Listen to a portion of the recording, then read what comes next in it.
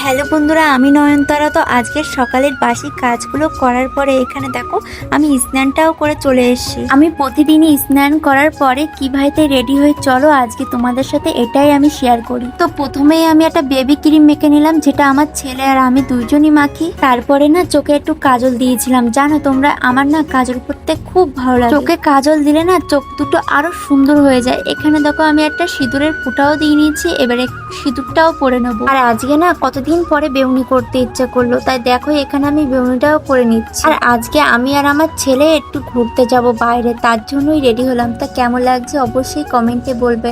আর এদিকে দেখো আজকে না একটু বৃষ্টিটা পড়ছে না, না তো প্রত্যেক দিনই বৃষ্টি হয়। আজকে একটু মেঘলা ওয়েদার, তাই ভাবলাম একটু ঘুরে আসি দুজন। বাড়ির থেকে বেশি দূরে যাব না, পাশেই একটা ক্যানেল আছে, সেখানেই দুজন ঘুরতে। এখানে দেখেছো ঝর্ণার মতন কত সুন্দর জল পড়ছে। এখানে না খানিকক্ষণ বসে থাকবো। তা আজকের ভিডিওটা এই পর্যন্ত।